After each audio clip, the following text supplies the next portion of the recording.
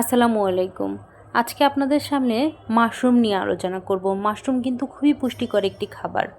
Mushroom এক ধরনের পুষ্টিকর ছত্রাক বা ব্যাঙের ছাতা নামেও পরিচিত। এটি কিন্তু কোনো উদ্ভিদ নয়, কারণ মাশরুম চাষ করতে সালোক সংশ্লেষণ প্রক্রিয়ার প্রয়োজন হয় না, বরং এটি অন্যান্য উদ্ভিদ থেকে পুষ্টি শুষে নিয়ে ছায়াযুক্ত স্থানে জন্মায়। মাশরুমে রয়েছে আমিষ, ফাইবার, পটাশিয়াম, ভিটামিন। এতে রয়েছে ভিটামিন বি, ভিটামিন সি এবং ভিটামিন ডি। এটি রক্তচাপ ও হৃদরোগ নিয়ন্ত্রণে সাহায্য করে। মাশরুম কিন্তু একটি জনপ্রিয় খাবার এবং মাশরুম খেতে খুবই ভালো লাগে বলে সবাই খেতে পছন্দ করে। কিন্তু যদি ভুল কোনো মাশরুম আপনি খেয়ে ফেলেন, যে মাশরুমটা খাবার উপযোগী নয়, তাহলে কিন্তু মারাত্মক সমস্যার মধ্যে পড়তে পারেন। মাশরুমে প্রায় 25-35% আমিষ থাকে। এই আমিষটা উচ্চমানের আমিষ, যা মাছ, মাংস, ডিমের চেয়েও অনেক বেশি ভালো মানের আমিষ। এতে রয়েছে ফাইবার,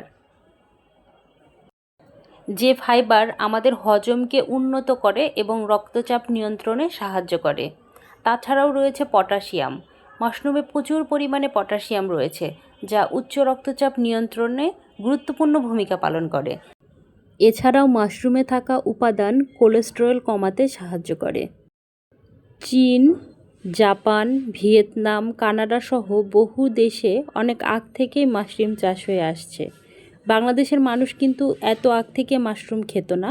এখন বাংলাদেশে কিন্তু ব্যাপক হারে মাশরুম খাওয়া শুরু হয়েছে এবং মাশরুমের চাষও শুরু হয়ে গেছে। নিয়মিত মাশরুম খেলে মানুষের রোগ প্রতিরোধ ক্ষমতা বৃদ্ধি পায়। গর্ভবতী মা ও শিশুর জন্য এটি খুবই ভালো উপকারী একটি খাবার। মাশরুমে চর্বি ও শর্করার পরিমাণ কম এবং আঁশের পরিমাণ বেশি বলে এটি সবার জন্যই খুব গুরুত্বপূর্ণ একটি খাবার। মাশরুমে থাকে ক্যালসিয়াম, ফসফরাস ও ভিটামিন ডি, যা শিশুর দাঁত ও হাড়ের জন্য গুরুত্বপূর্ণ ভূমিকা পালন করে থাকে। মাশরুমে আছে প্রচুর পরিমাণে ফলিক অ্যাসিড ও লৌহ, যা রক্তশূন্যতা দূর করে এবং বিভিন্ন ধরনের রোগ প্রতিরোধ ক্ষমতা বৃদ্ধি করতে সাহায্য করে। মাশরুমে রয়েছে ইলুডিন এম ও এস, যা আমাশয় রোগীদের জন্য একটি খুব ভালো উপকারী খাবার।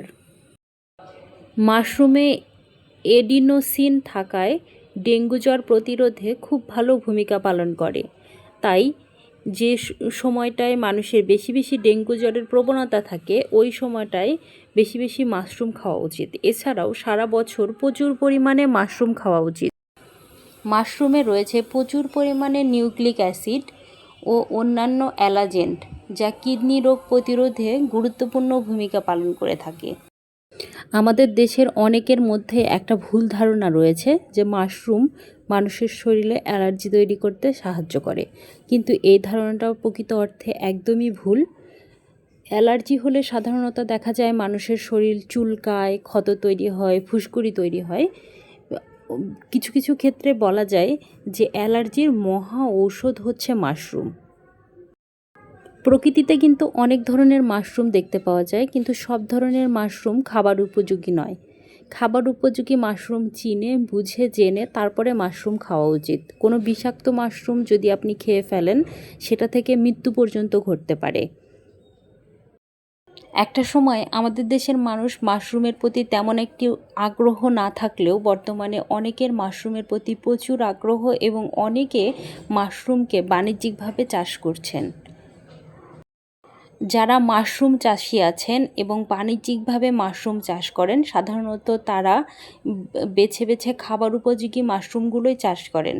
তাই আপনি যদি মাশরুম খেতে চান, মাশরুম চাষিদের কাছ থেকে মাশরুম কিনে বুঝে তারপরে খাবেন।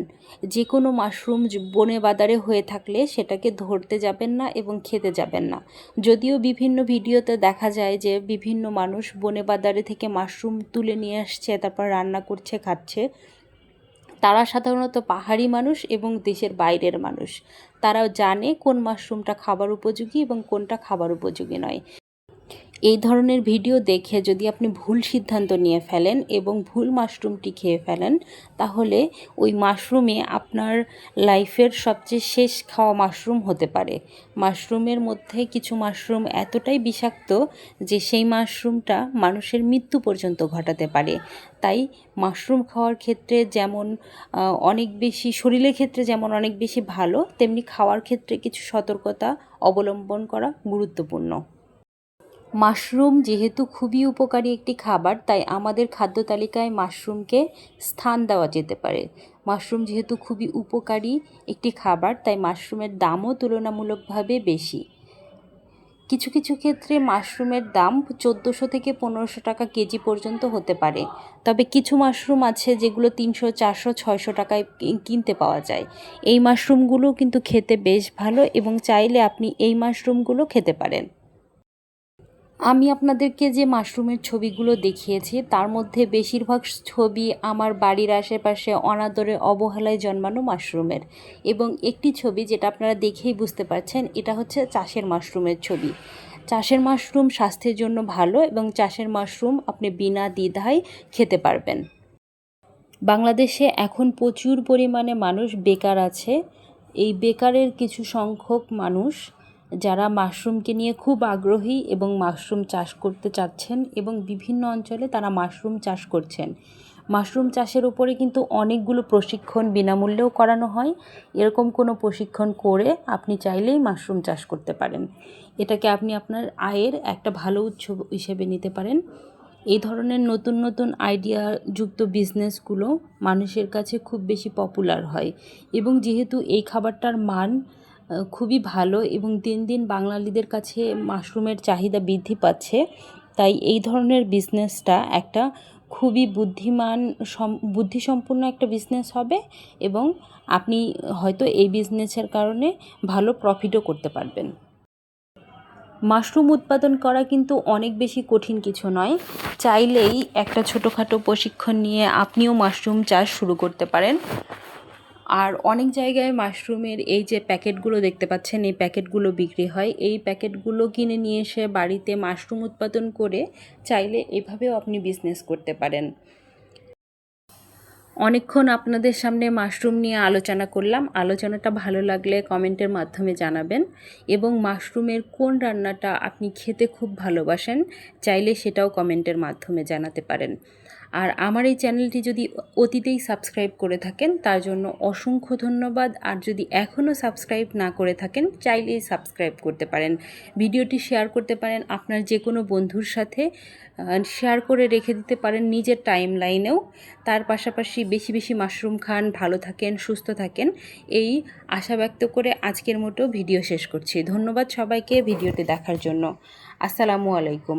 সুস্থ থাকুন, ভালো থাকুন এই কামনায় আজকের মতো বিদায় নিচ্ছি। ধন্যবাদ।